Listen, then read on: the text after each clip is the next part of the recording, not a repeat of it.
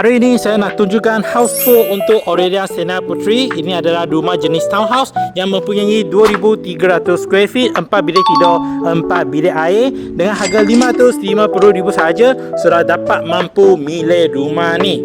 Jom kita masuk ke rumah ini.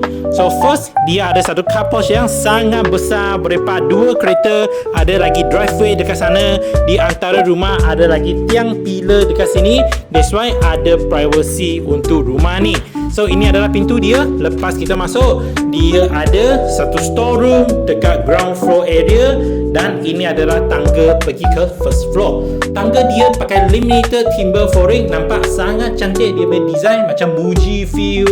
Lepas tu dekat first floor adalah dining area. Oh, memang besar lah dia punya size. Living hall area dekat sini. Ada lagi island table sebelah kiri. Ini adalah kitchen area. So kitchen area sebelah dia ada satu powder room yang tak boleh mandi.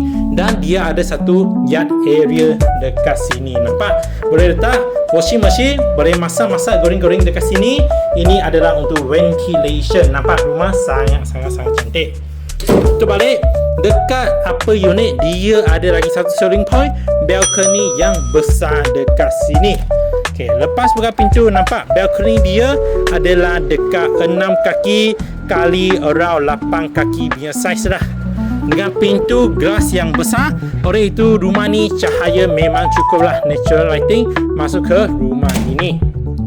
So sini adalah first floor, size yang sangat besar.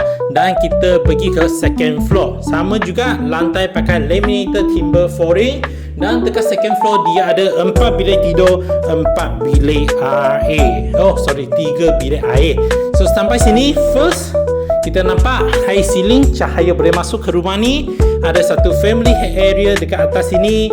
Sini ada satu share bathroom. Dan ada satu bilik tidur, boleh muat letak queen, letak king size. Dan juga sebelah kanan ada satu senior suite. Senior suite masuk dia besar semacam master room. Ada ensuite bathroom juga, tapi ini bukan master room. Master room yang betul-betul dekat sebelah sana. So sebelum masuk master room, sini ada lagi satu bilik tidur, boleh muat letak queen, boleh muat letak king size. Sekali dengan wardrobe besar pun boleh muat juga. Dan depan kita ni adalah master room. First adalah walk-in wardrobe area yang besar. Ada master bathroom juga dengan shower screen. Dan sini adalah tempat letak king size bed. Ada tingkap yang besar, cahaya boleh masuk. Dan last sekali dia ada balcony dekat sini. Besar.